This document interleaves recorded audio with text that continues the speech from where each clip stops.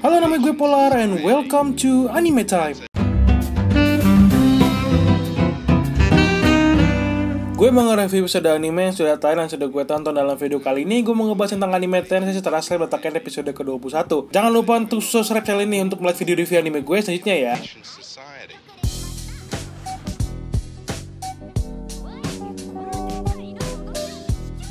Oke, langsung aja ke review kali ini. Di awal episode masih melanjutkan adegan di mana Shirimuru itu sudah bertemu dengan anak-anak bandel yang ada di episode lalu, yang bisa kita lihat sebagai penyesalan si Shizu yang sudah meninggalkan anak-anak ini. Dapat kita ingat juga bahwa anak-anak ini kan adalah hasil summon kerajaan yang pengen menjadikan anak-anak ini sebagai senjata sama mereka. Tapi karena masih anak-anak, mereka malah dibiarkan begitu aja dan dimasukkan ke akademi untuk diajar. Dan datanglah Shirimuru sebagai pengajar mereka untuk menggantikan si Shizu.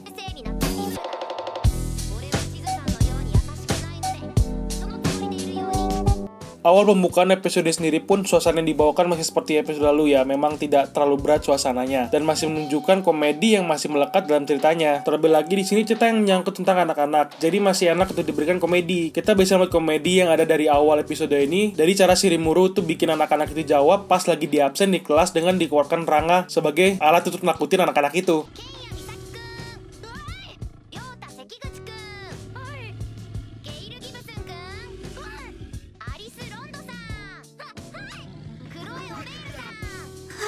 Anak-anak di sini pun masih belum berpengalaman dalam bertarung atau mengendalikan sihir mereka, apalagi pada saat Shirimuru lagi ngetes anak-anak itu untuk mengeluarkan sihir mereka masing-masing. Pada saat mereka ini lagi tes sama Shirimuru mengenai apakah mereka ini bisa berkurang sihirnya jika mereka ini mengeluarkan sihir mereka secara terus-menerus dalam pertarungan. Yang dimaksud Shirimuru sih begitu, karena kalau kita mikir secara logika, apalagi kalau kalian para penonton yang sudah sering membaca atau nonton anime tentang sihir, pastinya kalian akan mengerti penggunaan sihir itu seperti apa. Jika kalian kurang mengerti, gue akan jelasin sedikit. Sihir di sini kalau dipakai terus-menerus, mana yang ada di dalam tubuh pengguna sihir atau sihir yang ada di dalam tubuh penggunanya akan mengalami kekurangan dan mungkin aja akan habis jika dipakai terus-menerus. Makanya Shirimuru tuh mencoba anak-anak ini untuk memakai sihirnya secara terus-menerus selama 10 menit untuk melihat apakah sihir yang ada di dalam tubuh mereka itu bisa berkurang atau enggak.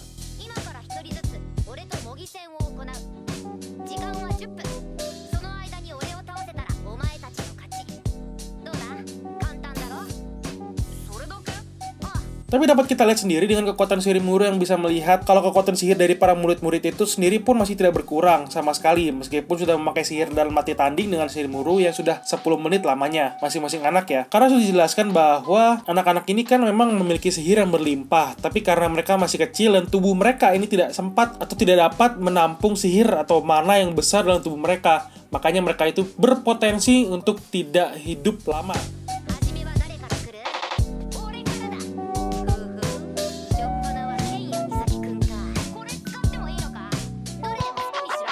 Dalam latihan tanding sendiri pun kita bisa melihat skill yang ditampilkan oleh anak-anak ini. Kita dapat melihat dari anak-anak yang pertama yang melawan Shirimuru. Anak ini bernama Kenya Misaki, di mana anak ini menggunakan elemen api dalam sihirnya. Ketika melawan Shirimuru pun dapat terlihat kalau dia ini menggunakan pedang dan mengimplementasikan sihirnya ke pedang itu sebagai perantara dalam menggunakan pedang dan sihirnya. Lumayan keren ya, karena sihir anak ini mirip sama si Shizu yang berelemen api.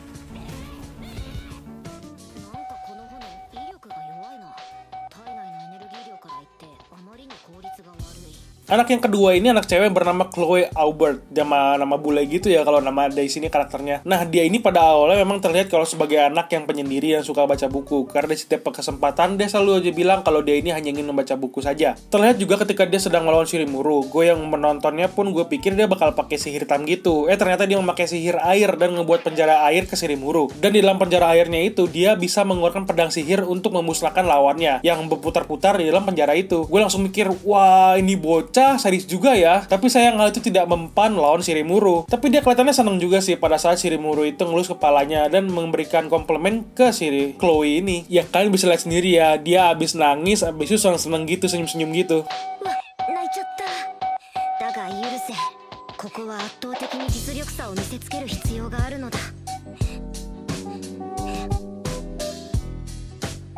Yang ketiga yang ngelawan Shirimuru adalah Gail Gibson, di mana dia ini menggunakan peluru sihir ya. Bagi kalian mungkin akan mikir kekuatan dia ini lemah karena hanya memakai peluru sihir saja, tapi dengan bentuk kecil. Tapi kalau kalian perhatikan baik-baik, Shirimuru ini dibilang kalau kekuatan sihirnya itu besar hanya dengan peluru sihir itu. Jadi nggak bisa dianggap remeh semua kekuatan sihir yang ada dari para bocah-bocah ini. Karena bisa terlihat Shirimuru pun memakan sihir bola sihirnya itu dengan kekuatan yang besar. Jadi Shirimuru itu menahan kekuatan sihirnya itu dengan kekuatan yang besar lagi.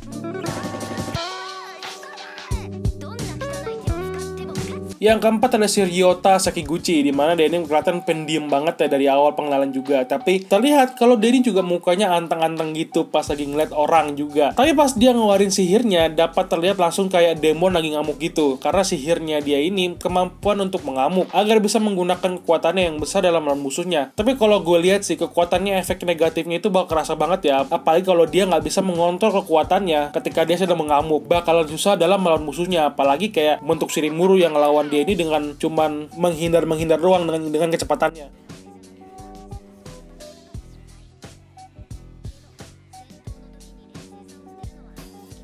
Yang kelima dan terakhir ada si Alice Rondo, di mana bocah perempuan ini kekuatannya mengendalikan boneka dengan sihirnya. Kalau di sini sebutnya dengan Golem Master. Di sini dia mungkin cuma menggunakan boneka mainan biasa gitu, tapi kalau dia bisa sampai mengendalikan golem sihir yang besar dengan kekuatannya, dia ini bisa jadi pengendali golem terkuat karena dia masih belajar aja. Kalau udah pro ini pengendali golemnya bisa parah sih kekuatannya. Bisa saja seimbang dengan melawan ratusan ribu pasukan tempur sih bocah ini.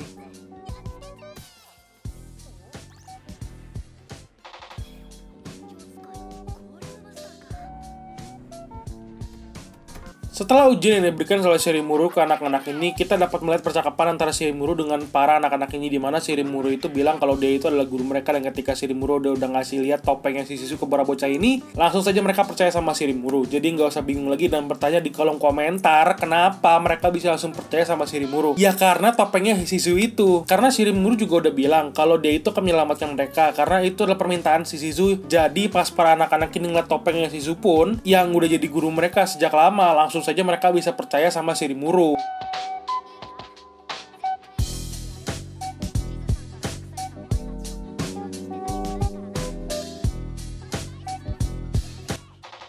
Setelah itu kan Shirimuru balik ke tempat tinggalnya si trainee untuk menanyakan keberadaan roh tingkat tinggi untuk diberikan atau diserap oleh anak-anak ini. Karena Shirimuru kan ingat bahwa keadaan yang sama juga tertimpa sama si Shizu waktu dulu pada saat dia sedang disummon ke dunia itu. Dan langsung saja dimasukkan roh tingkat tinggi, kalau kalian masih ingat, dengan Ifrit si iblis api. Tapi sayang si trainee nggak tahu keberadaan pintu masuk ke hunian roh, karena sudah lama hilang pintu masuknya yang sudah diketahui trainee ini. Dan dia sudah tidak tahu lagi siapa ratu roh sekarang ini.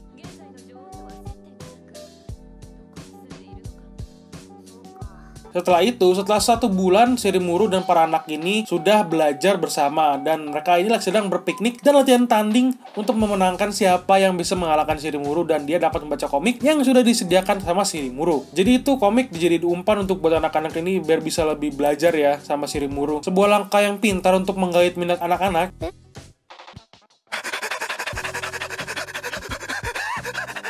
Tapi di selang-selang itu ada sesuatu hal yang terjadi di mana si Sky Dragon datang menuju ibu kota yang kelihatannya sih bentuknya kayak demon gitu sih menurut gue daripada naga. Karena bentuknya kepalanya doang dragon, tapi badannya kayak demon. Karena bentuk orang gitu badannya, jadi ya kayak demon malahan. Itu menurut gue aja ya, jangan dianggap serius.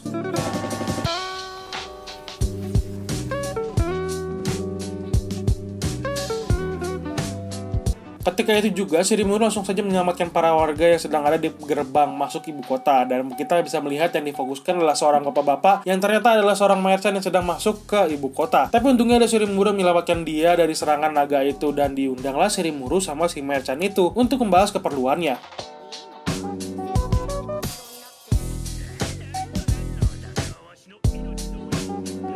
Setelah acara itu, Shirimuru ternyata dapat info dari pelayan merchant itu yang ternyata desa tempat tinggal pelayan itu dekat dengan pintu masuk hunian roh, di mana Shirimuru dan anak-anak muridnya itu sekarang langsung saja pergi menuju tempat pintu masuk ke hunian roh itu.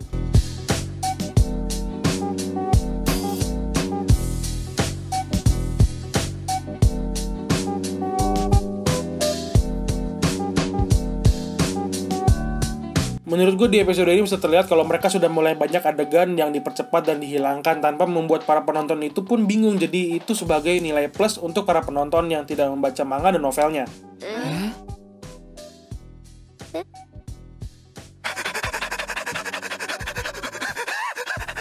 Oke, itu aja review gue kali ini. Thank you banget udah nonton video ini sampai habis. Kira-kira pendapat kalian seperti apa tentang episode kali ini? Silahkan tulis pendapat kalian di kolom komentar di bawah ya. Jangan lupa untuk subscribe atau berlangganan channel ini, like, dan jangan lupa nyalakan lonceng untuk beritahuan video-video yang terbaru. Bantu gue untuk menyebarkan video ini ke semua sosial media kalian ya. Thank you for watching. Bye-bye.